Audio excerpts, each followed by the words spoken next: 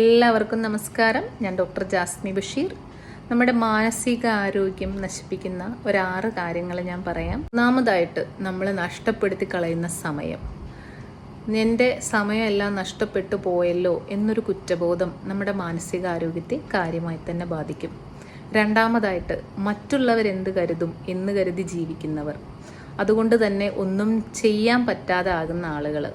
മറ്റുള്ളവർ അങ്ങനെ വിചാരിക്കും, മറ്റുള്ളവരിങ്ങനെ വിചാരിക്കും, നാട്ടുകാരെന്ത് പറയും എന്ന് നോക്കി ജീവിക്കുന്ന ആളുകൾക്ക് വലിയൊരു ദുഃഖത്തിലേക്ക് നിങ്ങളെ കൊണ്ടുപോകും. നിങ്ങളുടെ മാനസികാരോഗ്യം അത് നശിപ്പിക്കും. മൂന്നാമതായിട്ട് ആരോഗ്യത്തിൽ കൃത്യമായിട്ട് ശ്രദ്ധിക്കാത്ത ആളുകൾ.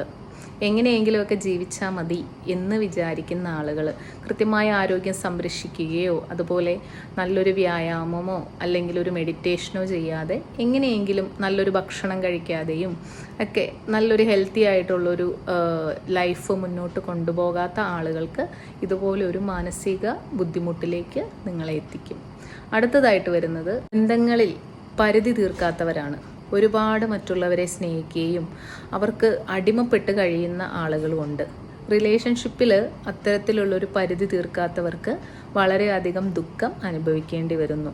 അത് പാരൻസിനോടായാലും മക്കളോടായാലും അല്ലെങ്കിൽ ഒരു ഭാര്യ ഭർത്തൃ ബന്ധത്തിലായാലും ശരി, ഒരു ബൗണ്ടറി തീർക്കാതെയുള്ള റിലേഷൻഷിപ്പിൽ നമ്മൾ വളരെയധികം ദുഃഖം അനുഭവിക്കും.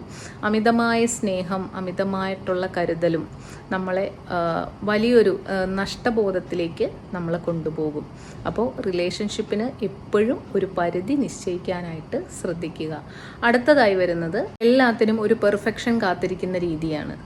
എല്ലാം പെർഫെക്റ്റ് ആയിട്ടേ ചെയ്യുള്ളൂ, എല്ലാത്തിനും ഒരു പെർഫെക്ഷൻ, അല്ലെങ്കിൽ അതൊരു ഭയത്തിലോട്ടും അത് ഒന്നും ചെയ്യാൻ പറ്റാത്തൊരവസ്ഥയിലോട്ടും നമ്മുടെ അച്ചീവ്മെൻറ്റിനെല്ലാത്തിനും അതൊരു തടസ്സമായിട്ട് നിൽക്കുകയും ചെയ്യും. എല്ലാത്തിലും പെർഫെക്ഷൻ കാത്തിരിക്കുന്നവർക്കും മാനസിക ബുദ്ധിമുട്ടുകൾ ഉണ്ടാകും. നിങ്ങളുടെ മാനസികാരോഗ്യത്തെ അത് തകർക്കും. അടുത്തതായിട്ട് വരുന്നത് നമ്മുടെ സന്തോഷത്തെയും അതുപോലെ തന്നെ ദുഃഖത്തെയൊക്കെ കടിച്ചമർത്തിയിരിക്കുന്നതാണ്.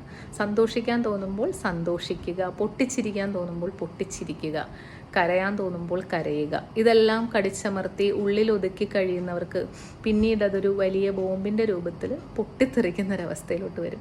അതിലും നല്ലത് കൃത്യസമയത്ത് നമ്മുടെ വികാരങ്ങൾ കടിച്ചമർത്തി വയ്ക്കാതെ അത് പ്രകടിപ്പിച്ച് നമ്മുടെ മാനസിക ആരോഗ്യത്തെ കാത്തു സൂക്ഷിക്കുക.